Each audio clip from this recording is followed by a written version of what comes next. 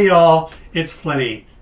Welcome to a little bit of the travel tips I discovered on my trip to Europe. Big picture, flexibility, certainty. This flexibility and certainty game came out to a good example when we took the bus from Croatia and we went to Trieste, Italy on our way to Venice. We got to Trieste and we were ready to jump on the next train. But it was kind of a beautiful day, a little hungry, so we decided let's just grab our stuff and stroll out and go visit Trieste. And we found a nice pier on the ocean and the square and all these things. We learned a little about history. So that 2-hour interlude was really rewarding, and that was the flexibility that allowed us to do that. Because we had a Eurail pass, we could do such a thing. We weren't constrained by the certainty of a certain train at a certain time. So these kinds of examples are going to come up in every trip.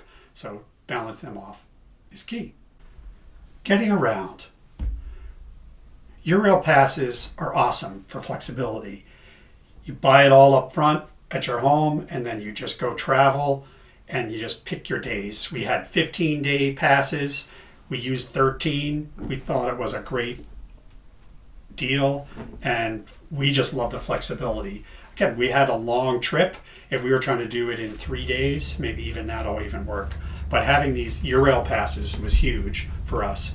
Being able to go to the first class lounge and get free coffee was awesome. They usually had some peanuts and other snacks as well. So definitely the first class lounges was a boost. Cost a little more, but again, that certainty and comfort was really nice. Note to those folks that in Italy they don't really work. They have a whole nother tier of frequent travelers and posh travelers to get account of. So Eurail pass people, you get skunked on that. But still, the idea of getting around with the Eurail pass was awesome. Getting in the city, when you get to the metros and the other tubes, in Basel and a few other places, we kind of got scammy by these daily passes. You don't really use it that much.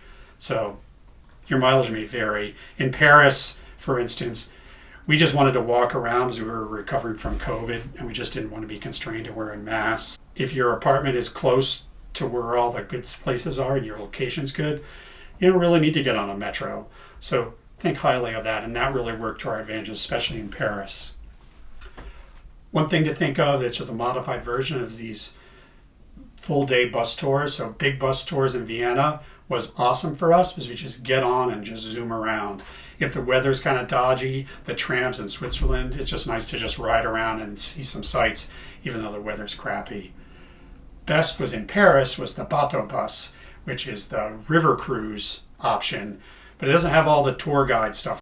It just takes you around, and that allows you to jump on and jump off. So the evening cruise back to Paris, to the center of Paris, where you have the sun going down and the Eiffel Tower just there. I mean, it's magical. So totally very good use of 24 euros. Buses are really important and good, as well as trains. But in Croatia, for instance, there's really nothing on the coast. So buses are a huge win. Flixbus and Arriva bus were what you find out. Use Google Maps to get you close, as they can figure out the routes for you, and then you jump on the app for the bus that is of interest. So that's kind of your only option if you're just traveling by foot, so to speak, in Croatia.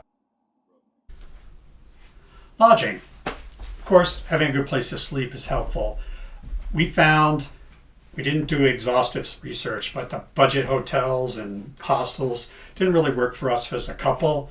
They don't really save you a lot of money, and they're usually out in the middle of nowhere, so it wasn't worth the hassle because we wanted to be downtown where all the tourist stuff was, and that was just what worked for us. Google Maps on the app was really good to kind of get an idea of where you could stay and lodging. There are lots of other good YouTubers for each city. They can give you, what quadrants you can go in and stay. So pretty awesome research you can do, especially for Venice and Paris. But we found that Booking.com has an app that really worked best for us, mainly because we could book the night before. and it had the real-time inventory. The Google Map downfall is you're in this, I learned the hard way, trust me, where you see something, oh, this is like a good place, and you click into it, you got to open up this browser, and then you got to navigate the websites that are in German or Italian or Croatian and try to book a room, and then it's in Euro. It is just a credit card typing it. It just got to be a real headache, where it's much easier to go on booking.com, see the availability, and they'll be able to book it pretty clearly. Food, the good part.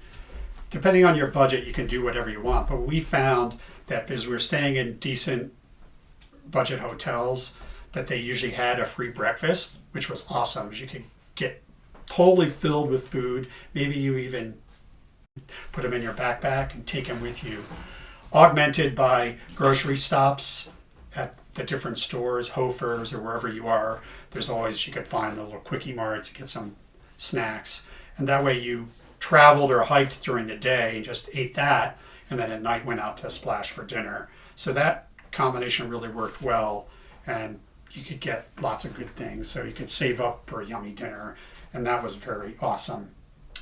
In Croatia, we found that you couldn't really do this trick. You kind of had to get an apartment in the budget hotels, and then you had to bring in your own food. So breakfasts were a little tougher. Or again, you could always go out. And Europe, just note that all the grocery stores, they close early. Europe, I think they really just want you to go to the restaurants, which is fine, but not all the time do you want to spend 3 hours through an entire meal. You just want to do something quick. So you got to deal with this, again, flexibility, the certainty of a good meal, flexibility to take it with you is a good thing. But lots of great things out there, but food is pretty easy, and even being gluten-free, there was a lot of good options, even though I miss all those croissants were hard to pass up. So we've discussed flexibility, certainty, and all that, but some of you don't mind that big picture thing. Let's get down to details. What's the loadout? What did I carry? What did I use? All that kind of good stuff. That's the next video. So stay tuned for the full lowdown. If you care about what to carry, what not to carry, and what apps on your phone, because those are really what the key things are to use. See you out there. Bye now.